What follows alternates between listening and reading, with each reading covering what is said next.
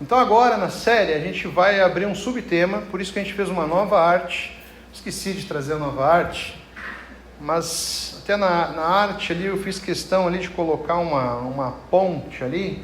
Acredito muito que para nós termos bons relacionamentos saudáveis, as nossas conexões, né, aquilo que poderiam ser também pontes, elas devem estar bem fundamentadas, elas devem estar firmes, sólidas, nos princípios que Jesus nos ensina.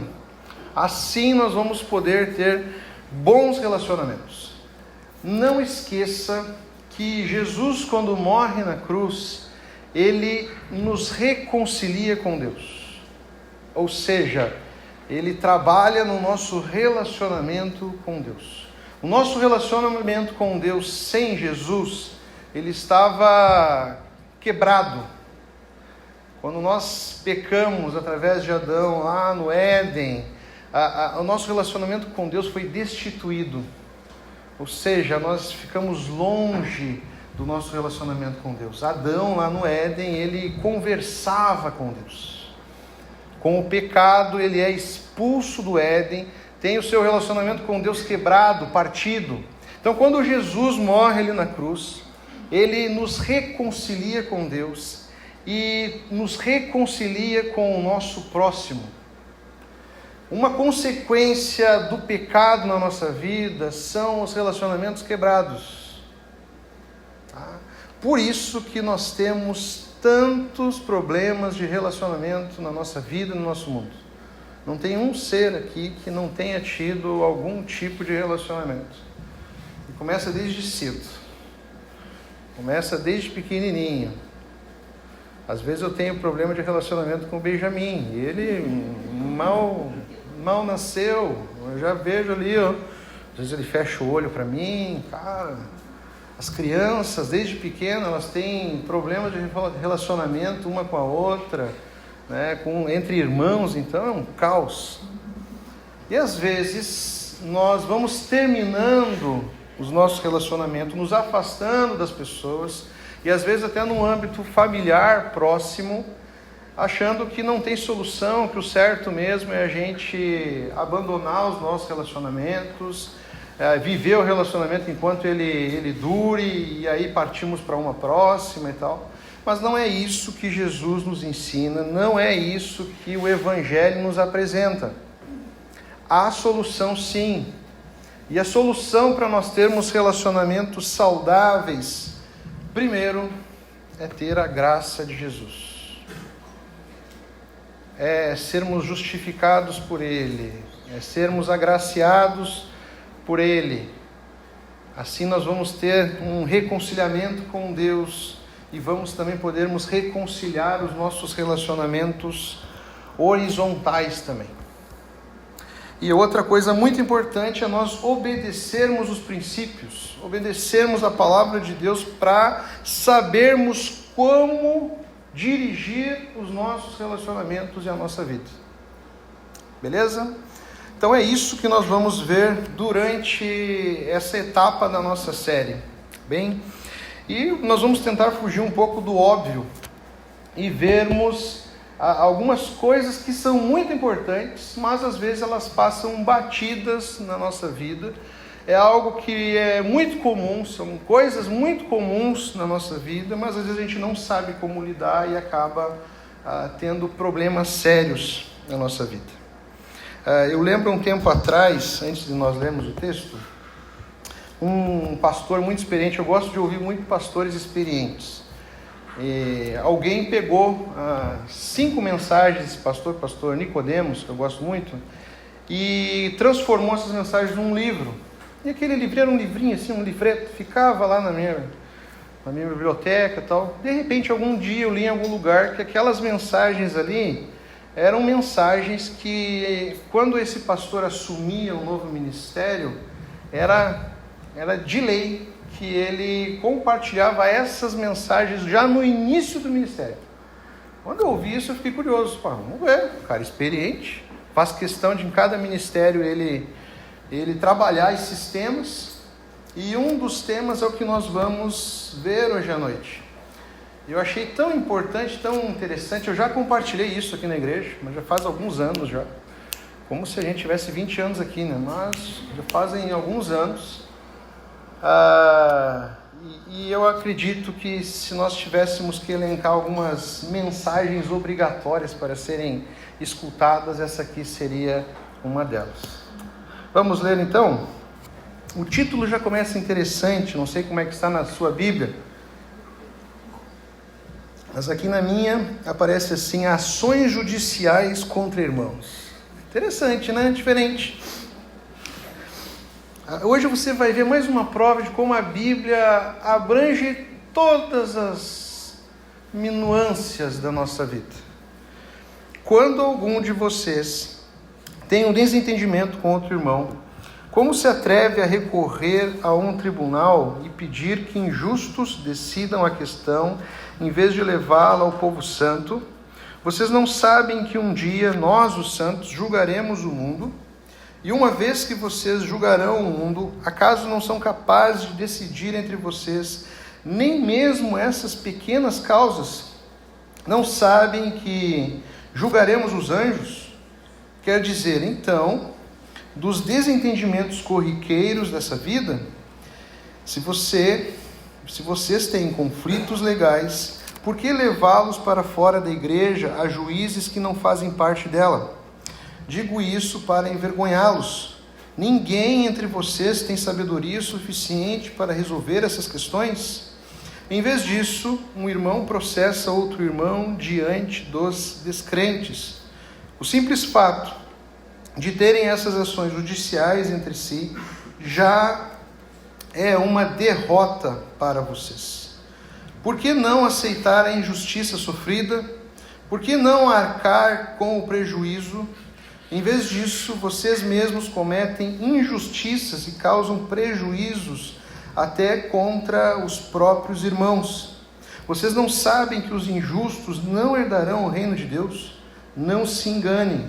Aqueles que se envolvem em imoralidade sexual, adoram ídolos, cometem adultério, se entregam a práticas homossexuais, são ladrões, avarentos, bêbados, insultam as pessoas ou exploram os outros, não herdarão o reino de Deus. Alguns de vocês eram assim, mas foram purificados e santificados, declarados justos diante de Deus, no nome do Senhor Jesus Cristo e pelo Espírito de nosso Deus. Amém? Muito bem. Uma das maiores causas de conflitos, hoje aqui a gente vai focar mais no relacionamento entre irmãos em Cristo, tá?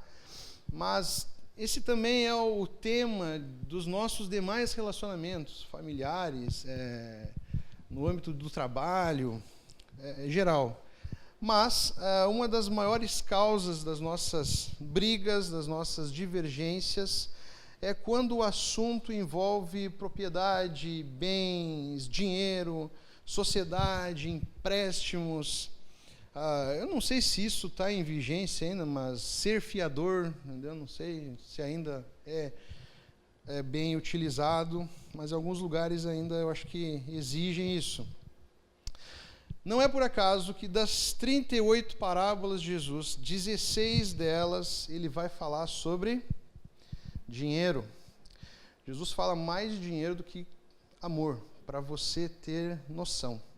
Aproximadamente 2.350 versículos vão ter sobre tema o dinheiro, riqueza ou propriedades, prosperidades também. Então o dinheiro, ele por que Jesus falava tanto sobre dinheiro, fazia questão de ter parábolas sobre dinheiro? Porque o dinheiro faz parte da nossa vida. O dinheiro está presente nos nossos relacionamentos, está presente na nossa vida aqui nesse mundo. Não adianta, nós vamos ter que lidar com o dinheiro. O que a gente vê nesse texto, em Corinto, o que aparenta aqui é que Paulo viu que havia uma divergência entre irmãos aqui. A gente não sabe claramente do que se tratava. Não tem aqui exatamente qual foi o motivo desses irmãos entrarem em desacordo. Mas o que a gente vê aqui é que um prejudicou o outro financeiramente. E essa pessoa que foi prejudicada financeiramente entrou na justiça, buscou os seus direitos no âmbito público, sem antes buscar a ajuda dos sábios e da liderança ali da comunidade cristã ali que eles viviam. É importante desde já a gente ver que Paulo vai tratar isso como coisas pequenas. Desde o início ele deixa claro que essas coisas elas são mínimas. Porque Paulo está comparando com as coisas que são eternas. Então, desde já, Paulo está deixando claro aos coríntios aqui que eles estavam brigando, se desentendendo, causando vergonha ao Evangelho, ao nome de Jesus, por coisas mínimas e pequenas. O verso 4 deixa claro que o motivo era algo material. Ou seja, envolvia dinheiro, envolvia algo de valor. Nos versos 6 e 7, nós vemos que fica claro que houve um dano e uma injustiça de um irmão contra outro irmão. Nós não sabemos do que se trata, mas não é difícil de imaginar as possibilidades. O que poderia ter acontecido aqui? Vou te dar alguns exemplos muito comuns. 2 irmãos em Cristo começam um negócio junto que não dá certo. Eles não chegam a um acordo em comum depois desse negócio ter fracassado e ambos vão parar nas barras do tribunal. Ou então, imagine uma herança deixada por um pai. Irmãos que eram muito próximos, muito amigos, por conta dos bens deixados, eles terminam uma amizade e uma irmandade acaba se terminando ali. Imagine então um empréstimo. Um irmão estava em aflição e o outro, generosamente, vai lá e empresta um valor, um dinheiro. O que devia não paga, e ambos não chegam a um acordo para resolver essa questão, e o caso vai parar na justiça.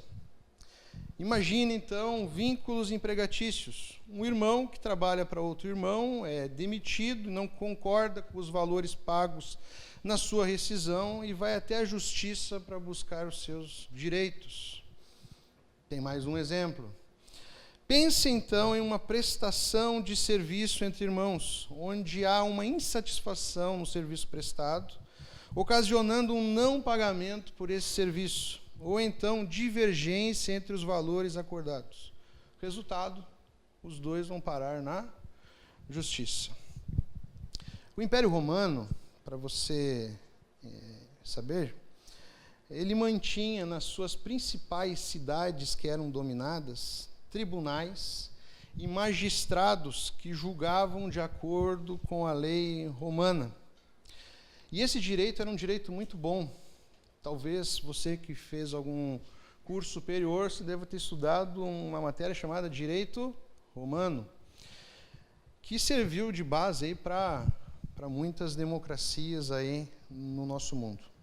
O que Paulo está dizendo aqui, ele não está dizendo que os tribunais romanos que existiam ali na cidade de Corinto, que eles eram ruins, que eles não eram bons.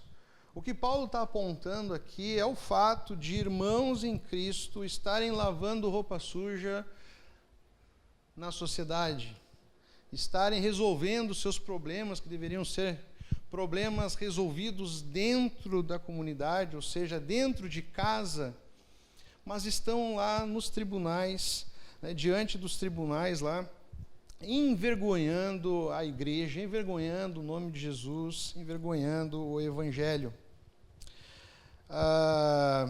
E outra coisa que Paulo vai falar aqui, que eles estavam ainda levando assuntos da igreja para serem julgados por pessoas que não teriam aceitação dentro da igreja. O que Paulo está querendo dizer com isso? Que eles estavam levando as suas pendências para serem julgadas por pessoas que não seriam aceitas dentro da igreja, porque para serem aceitas dentro da igreja, primeiro elas deveriam conhecer o Evangelho. Primeiro elas deveriam mostrar arrependimento pelos seus pecados. Primeiro elas precisariam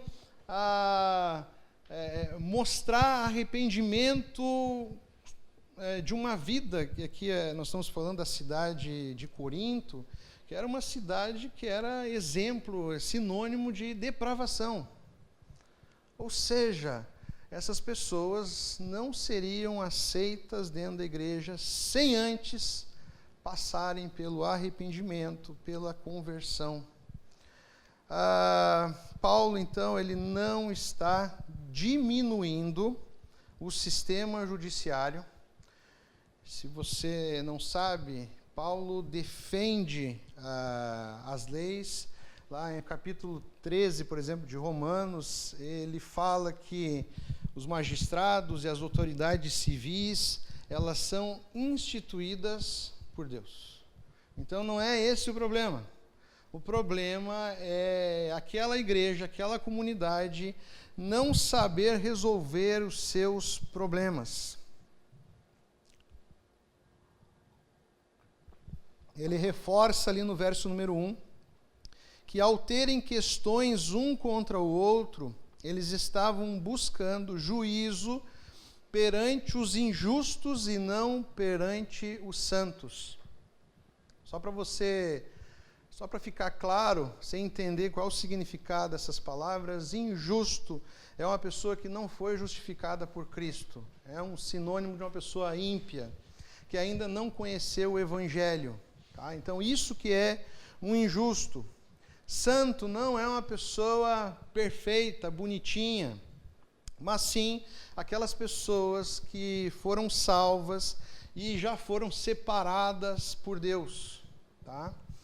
Então, de novo, ele ressalta desde o começo o problema ali dos coríntios de estarem levando os seus problemas diante de um juízo composto por injustos, sendo que isso deveria ser tratado entre os santos, entre os salvos.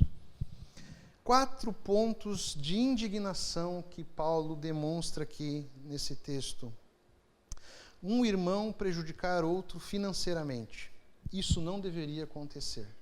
É o primeiro ponto que Paulo vai trabalhar aqui.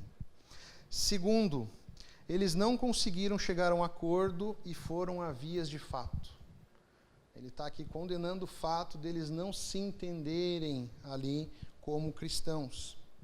Terceiro, o prejudicado resolveu buscar ajuda dos tribunais, em vez de buscar uma solução dentro da igreja, com a liderança, e buscando ali irmãos sábios que pudessem ajudá-los nessa aproximação, nessa reconciliação. E no 4, ele mostra ali uma confusão que já está feita. Talvez pela igreja ter sido omissa e não ter também percebido e oferecido ajuda a tempo. Então, essas são as indignações que Paulo vai mostrar aqui. Então, nós vamos ver alguns pontos nessa noite. Primeiro, Paulo está dizendo que estas questões deveriam ser resolvidas dentro do âmbito cristão. Aqui é importante lembrar uma coisa. Paulo está se referindo aqui a questões materiais, ligadas a bens e a dinheiro. Se tem algo que aconteça dentro do nosso meio cristão, que seja relacionado a uma coisa que fuja de algo que seja bem material, que seja um crime, por exemplo, isso deve ser levado às autoridades. A igreja não deve acobertar crimes, ela não deve esconder crimes dentro do seu âmbito familiar. Um exemplo é uma pessoa que se diz cristã, frequenta a igreja e bate na esposa. Se nós, como igreja, cristãos, chegamos a descobrir isso não é algo que deve simplesmente ser tratado como um pecado e tratado internamente. Isso deve ser levado às autoridades responsáveis. Isso é um crime. Essa pessoa precisa pagar pelos seus crimes. Eu poderia citar outros exemplos aqui, mas eu quero que você entenda o que Paulo está deixando bem claro. Ele está falando de algo que ele considera pequeno e que é colocado aqui, como bens materiais, dinheiro. Nos versos 4 e 6, Paulo fala que não devemos submeter a igreja, o evangelho e o nome de Deus à vergonha pública. Lembre-se que seriam julgados por quem não teria aceitação dentro da igreja. Porque primeiro essas pessoas precisariam se arrepender dos seus pecados, se arrepender da idolatria e do culto ao imperador, que era algo muito comum lá em Corinto. Pense, meu irmão e minha irmã, no juiz recebendo 2 cristãos lá na sua vara civil, vara criminal, e aí chegam lá 2 crentes, e ainda mais ainda da mesma igreja, para resolver problemas de bens materiais e financeiros. Não é de se espantar de o juiz pensar, esses crentes cantam lá, eu te amo, meu irmão, estamos todos congregados aqui, certamente abençoados por Deus. Essa música é bonita. A gente canta, fala para o nosso irmão que ama ele e tal, mas aí o juiz está vendo, agora quando o assunto é dinheiro, acabou o amor, eles estão aqui se estapeando. Ou se não, cantam, tudo entregarei, tudo entregarei. Estou desafinado. Mas na hora de entregar o dinheiro, se estapeiam de novo. A gente vai falar muito sobre dinheiro nessa série. O dinheiro é um calcanhar de Aquiles na vida do cristão. É impressionante. O nosso amor ao dinheiro, quando revelado, ele mostra muito do nosso coração. Isso precisa ser tratado. Paulo vai repetir diversas vezes ali, vergonha. Isso é uma vergonha. Há porventura um sábio entre vós? Não há porventura um sábio? Não tem ninguém aí, uma pessoa aqui que possa julgar essa irmandade? Não tem ninguém aqui. Interessante, eu não sei se você sabe, a igreja aos Coríntios era uma igreja que se gabava e se achava super espiritual. Eles se achavam os bambambam da fé. E eles buscavam e se achavam por terem dons que eles consideravam os mais espirituais. Mas é interessante que nas 2 cartas aos Coríntios, Paulo só bate, trazendo essa igreja que vivia numa espiritualidade, numa religiosidade vazia, trazendo essa galera para a realidade. Olha, vocês se dizem aí, os tais, os espirituais, mas quando tem uma coisa que precisa ser resolvida, uma coisa pequena, um probleminha pequeno, não tem ninguém que resolva esse problema aí. Que espiritualidade é essa? Trazendo para a nossa vida, para o nosso mundo, para os nossos dias, o que adianta nós termos um culto incrível? O que adianta nós termos um culto impactante? O que adianta nós termos uma igreja que tem uma firmeza doutrinária da hora, se na hora de nós resolvermos os nossos pequenos problemas entre nós fracassamos? Isso acaba sendo uma religiosidade, uma espiritualidade vazia. Aparecemos que somos crentes espirituais, mas por dentro não há graça, não há amor. Terceiro, Paulo vai focar aqui, que acredito que seja o cerne do texto aqui, que nós devemos perder por amor ao Evangelho. É bom começar aqui dizendo aquilo que Jesus mesmo vai dizer. Quem tem ouvidos para ouvir, ouça. O que Paulo está dizendo aqui, que é preferível sofrer o prejuízo a expor o nome de Cristo, a expor o Evangelho e a igreja, para ela não ser zombada. No verso 7 ele diz que se existirem ações entre vós, já é uma derrota. Ou seja, se nós estivermos brigando entre nós por dinheiro, é uma derrota parcial. Agora, se isso for parar nos tribunais, isso é uma derrota completa. É um 7-1. É uma goleada. É uma vergonha. Uma vergonha. É difícil lembrar do 7-1, né? Eu sei. Para você ver como é séria a coisa aqui. Acho que chegou até a cair uma lágrima aqui agora.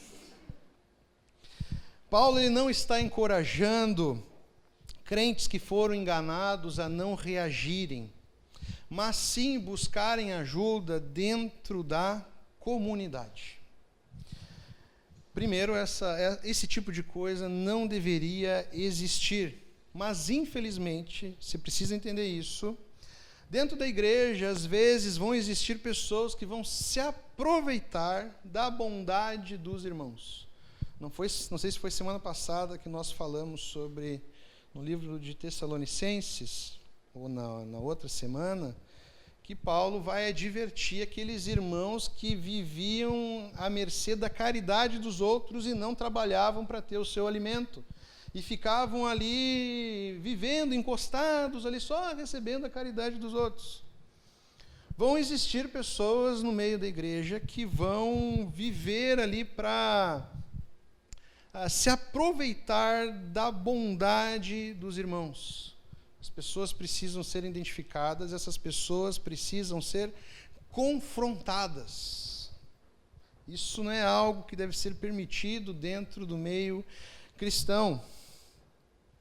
Mas a grande questão é a seguinte: se tudo isso for feito, se for buscado uma conciliação dentro do âmbito da igreja, entre os irmãos, com os sábios da igreja, se tudo isso ocorrer e só sobrar os tribunais, o que Paulo deve estar dizendo aqui que é melhor perder do que expor o nome de Jesus.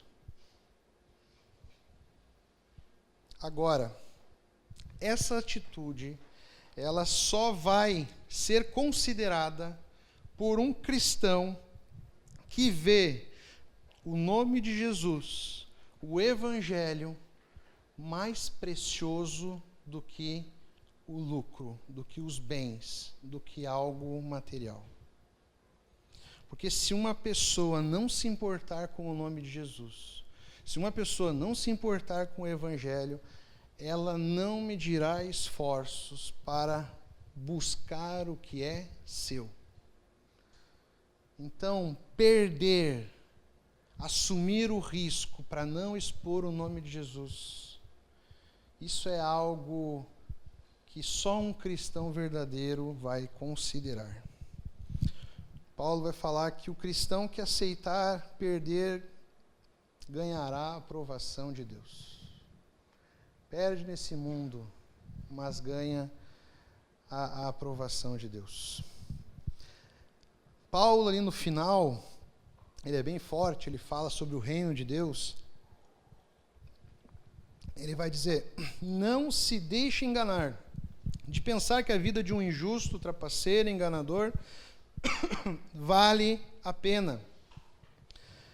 Às vezes você, cristão, que está aí querendo viver uma vida honesta, uma vida justa, às vezes a gente olha e vê as pessoas se dando bem por enganarem os outros, se dando bem por serem desonestas, as pessoas se dando bem, enriquecendo, usando da mentira, as pessoas se dando bem, explorando os outros. Aí a gente pode entrar num perigo de racionalizar o nosso pecado e criar justificativas para agir como um ímpio, para agir como um injusto. Paulo vai nos trazer uma lista, ele vai nos lembrar que as práticas de um injusto, as práticas de alguém que não foi justificado por Deus, ele pode se dar muito bem nesse mundo, ele pode acumular muitas riquezas, ele pode ter muito sucesso nesse mundo, mas ele deixa bem claro ali, eles não herdarão o reino de Deus. Não se enganem, verso número 9. E ele vai trazer uma lista, como em vários outros momentos ele traz listas parecidas. Aqueles que se envolvem em imoralidade sexual, adoram ídolos, cometem adultério, se entregam a práticas homossexuais, são ladrões, avarentos, bêbados, insultam as pessoas ou exploram os outros, não herdarão o reino de Deus. Não caia no perigo de criar desculpas. A gente vai falando algumas coisas. Não, eu vou fazer isso aqui, vou só prejudicar um pouquinho, porque ali na frente Deus vai me perdoar. Ou senão a gente acha que Deus não liga para isso. Deus não está nem vendo. Eu vou fazer isso aí rapidinho. Ou senão a gente cai nessa de querer as mesmas coisas que um injusto nesse momento. Não, eu tenho os meus direitos. Não importa o que está escrito aí, não importa. Ou seja, a gente pode cair no engano de achar que viver uma vida nos moldes desse mundo é uma vida que vale a pena. E isso é muito perigoso. Se você tem praticado essas coisas, e trazendo aqui para o nosso meio específico, nosso tema específico, que é o prejudicar o nosso irmão, a nossa irmã em Cristo, além de enganar os outros e trazer prejuízo ao próximo, de estar rendendo lucro, bens e facilidades nesse mundo, essas práticas nos levam para longe de Deus e uma morte sem Cristo. Paulo fala que essas práticas, aonde a gente busca o mal do nosso próximo, que a gente busca prejudicar o nosso próximo, muitas vezes movidos por um lucro, movidos por uma ambição, ou buscando facilidades nesse mundo, isso pode parecer proveitoso e rico nessa terra, mas nós estamos caminhando para longe de Deus, estamos caminhando para uma morte sem Cristo. Uma morte sem Cristo é uma morte que não nos leva a uma vida eterna com Jesus. Amém? A gente já está caminhando para o fim. 5. No último texto, Paulo lhe apresenta uma saída, um caminho de redenção. Alguns de vocês eram assim, mas foram purificados e santificados, declarados justos diante de Deus no nome do Senhor Jesus Cristo e pelo Espírito de nosso Deus. Lembre-se, Corinto era uma cidade extremamente corrupta e depravada. E ele está dando exemplos de pessoas ali daquela comunidade que viviam nessa prática, ou em alguma prática daquela lista, mas foram resgatadas por Cristo. Foram purificadas, foram santificadas, declaradas justas diante de Deus. Ou seja, se você está escravo de alguma dessas coisas, saiba que há uma esperança, há salvação no nome de Jesus. Ele veio nos reconciliar com Deus, ele veio nos reconciliar com os nossos próximos. A reconciliação é fruto de uma paz com Deus, de uma salvação genuína no nosso coração. Você se lembra de Zaqueu? Zaqueu era extremamente corrupto. Ele enganava as pessoas, ele roubava das pessoas, usando da sua posição como um republicano. E Jesus literalmente entra na sua casa.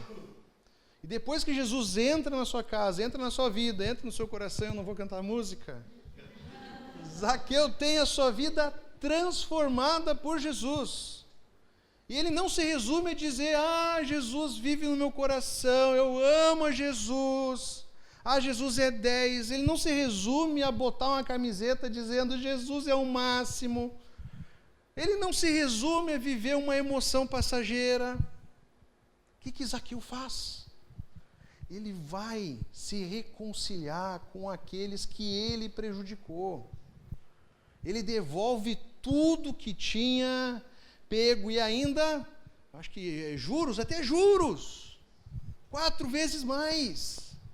Porque ele viu que um cristão, ele precisa buscar sempre um bom relacionamento. Tem que ser fiel aos princípios, fiel à verdade. Então, meus irmãos, Jesus, ele transforma a nossa vida de verdade. Não fica só na teoria. Não fica só no conhecimento. Olha só os passos ali que Paulo vai destacar ali. Que ali na cruz, e Paulo está falando da cruz aqui nesse versículo número 11, ele vai dizer assim, alguns de vocês assim eram, mas foram, qual é o primeiro? Purificados. Na cruz, ali no Calvário, Jesus nos lavou dos nossos pecados. Pecados que nós cometemos, os pecados que nós ainda cometemos e os pecados que a gente ainda vai cometer. Jesus ali na cruz nos purificou de todos os nossos pecados, nos santificou, nos separou desse mundo e nos deu um Espírito, o Espírito dele, que trabalha em nós. Perdoar, corrigir os erros é muito difícil, mas é muito possível e faz parte da obra do Espírito Santo agindo em nós. Ele nos justificou, tomou o nosso lugar, mas acima de tudo, perdoou os nossos pecados. A salvação não é um merecimento nosso. A salvação é uma obra que Jesus fez ali na cruz. Nós temos o perdão dos nossos pecados, nós temos salvação, nós temos reconciliação com Deus e uns com os outros, graças ao sacrifício de Jesus. Ele nos reconcilia com Ele e nos traz reconciliação. Essa imagem, essa mensagem, ela é para aquele que se diz cristão e vive uma vida de ímpio. É um cristão falso, fake. E Paulo está dizendo claro aqui, não se deixe enganar. Se não existir arrependimento, não há salvação. Talvez você viveu essa vida, assim como Paulo está se dirigindo aos Coríntios. Talvez nós aqui vivemos essa vida e nós já fomos transformados, purificados, santificados. Estamos ainda em obras ainda. Mas se você não buscou arrependimento, saiba de uma coisa, sem arrependimento não há salvação. Você não pode seguir vivendo a mesma vida, fazendo mal para o próximo. E aqui eu quero trazer algumas conclusões e alguns conselhos que esse texto vai nos ensinar. Primeiro, nós precisamos entender algumas coisas. Nós temos que levar em consideração algumas coisas. Primeiro, que nós somos pecadores. Aí a gente esquece disso. Nós somos pecadores, nós somos falhos, nós somos corruptos, nós temos o nosso coração endurecido. E além disso, não é porque uma pessoa está na igreja, está no hall de membros, que significa que essa pessoa é um cristão. Pode não ter havido ainda conversão. Talvez ela está ali, no meio, vivendo a vida conforme ela queira. Então, não é porque as pessoas estão na igreja que elas necessariamente elas são salvas, elas são cristãs, cristãos verdadeiros. Então, primeiro, pense muito bem antes de contratar um crente para o seu negócio ou aceitar trabalhar para um cristão, especialmente da mesma igreja. Nunca contrate alguém que você não pode demitir. Esteja preparado para sofrer os danos e perdas se elas existirem. 2. Pense e ore muito antes de fazer sociedade com algum irmão, especialmente se for da mesma igreja. O negócio pode não dar certo. Isso respingará na sua família, nos seus amigos. A igreja, falando igreja no todo aqui, né? Tomará partido dos dois lados. Aí vem a ressalva. A não ser que você esteja preparado e disposto a sofrer o dano. 3. Sempre que for emprestar dinheiro a um irmão, especialmente se for da mesma igreja, não espere receber de volta. Sabe quem que ensina isso? Jesus. Reflita bastante antes de ser fiador de um irmão. Se o irmão, por algum motivo, não pagar, o problema financeiro será o menor dos problemas. A relação poderá mudar e nunca mais será a mesma. Em suma, meus irmãos, o que o texto nos ensina, preste muito bem atenção e tudo vai fazer sentido. O que o texto nos ensina é que o nosso relacionamento com Deus e o nosso relacionamento com os nossos irmãos deve ter um valor muito maior do que o dinheiro. Porque suscetível a perdas, todos nós estamos, independente com quem você for fazer negócio. Isso aí faz parte da vida. Agora, o que o texto está nos mostrando, é que nós não devemos perder a nossa irmandade, perder o nosso irmão por conta de coisas pequenas relacionadas a dinheiros e a bens. Em outro texto, nós vamos ver que tudo nesse mundo fica, a ferrugem leva.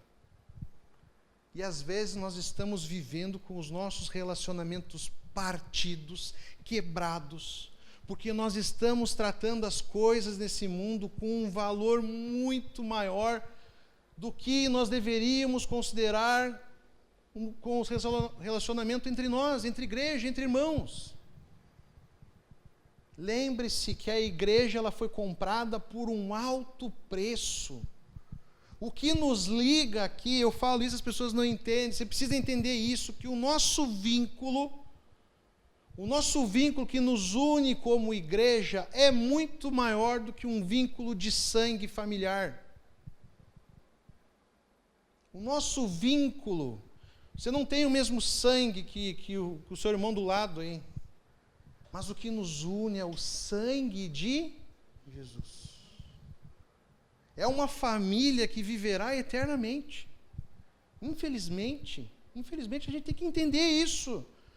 Talvez a gente não veja muitos familiares lá em cima.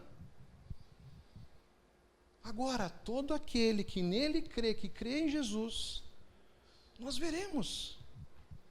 Entrará no reino de Deus. Ou seja, o dinheiro não deve causar brigas, divisões em nosso meio. E se elas existirem, o caminho que nós vamos ver muito nessa série é o perdão. Use o não, caso queira preservar a amizade, ou não está maduro para aceitar os danos. Eu acho que essa questão é muito ligada à nossa maturidade e ao valor que nós damos aos nossos relacionamentos. Se você der o devido valor, se você tiver maturidade para entender que podem haver danos ali na frente, tranquilo. Agora, se você sabe que o lucro é muito importante para você, que o dinheiro, no momento, está tendo um valor muito maior do que o nome de Deus e do que o teu relacionamento com o teu irmão, então, não se envolva, não faça negócio com o seu irmão. Seja generoso sempre para com seus irmãos. Nem Jesus vai dizer ali, dê. Ele vai criticar lá em Êxodo. Olha só o que o povo estava fazendo dentro do meio do povo. Olha para você ver como a gente tem problema, a gente é pecador demais, a gente é corrupto. O povo lá, tinha uns que estavam passando necessidade, alguns estavam passando problemas. E aí foram pedir dinheiro para os que tinham melhores condições. E os que tinham melhores condições estavam emprestando dinheiro. Só que estavam cobrando juros. Aí, diversas vezes, e lá vai ser duro, lá como é que você vai cobrar juros do seu irmão? O cara está na pior, ele está precisando, ainda você vai cobrar juros. Por isso que o texto, o evangelho, ele vai dizer, se você tiver, se você puder, dê. Seja generoso. Ou empreste, mas sabendo que o teu irmão, se pediu dinheiro emprestado, ele está precisando. Talvez ele não consiga retornar esse valor. Então, quando a gente empresta um dinheiro, a gente sabe que aquele dinheiro ali, tchau.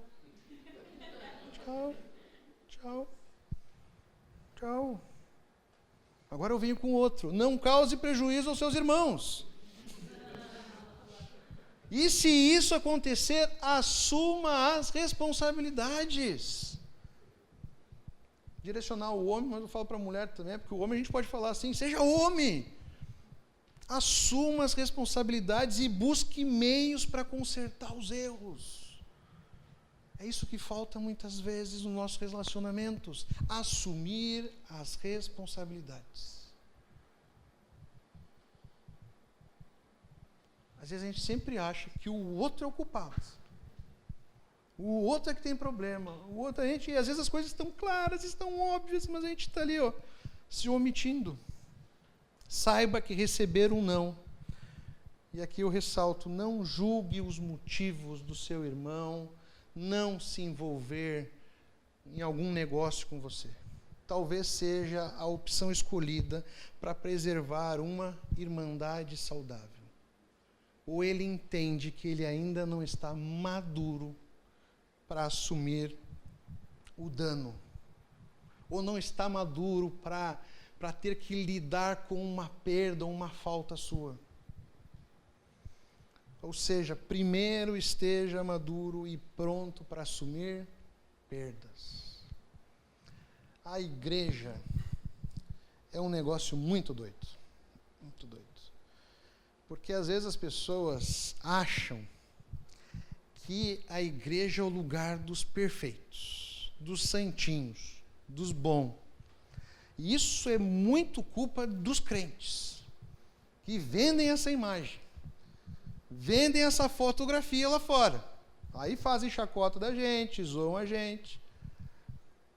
Mas entenda uma coisa, eu gosto de uma frase com uma ressalva, que é título de um livro, é que aqui na igreja é proibida a entrada de pessoas perfeitas. Com exceção de Jesus. Aí essa frase fica perfeita. O único perfeito aqui dentro é Jesus. Isso aqui é um lugar de doente, de louco, de pecador. Então, todo mundo aqui tem problema. A diferença, lá fora também, mas a diferença é que a gente reconhece.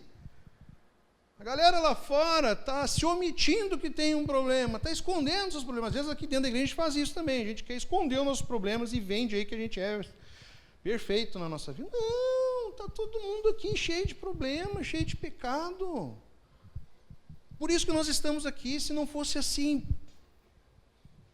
não é à toa que Jesus vai dizer, eu não vim para os perfeitos, eu não vim para os sãos, eu vim para quem? Os doentes, para os enfermos. Eu vim para os fracassados. Eu vim para aqueles que reconhecem a sua fraqueza. Então isso aqui é muito doido. Eu sempre falo, Sempre falo, se você não ouviu ainda, eu vou falar agora. E talvez seja a 10ª vez que você vai ouvir exatamente o que eu vou dizer. Amar é se colocar numa posição de fragilidade.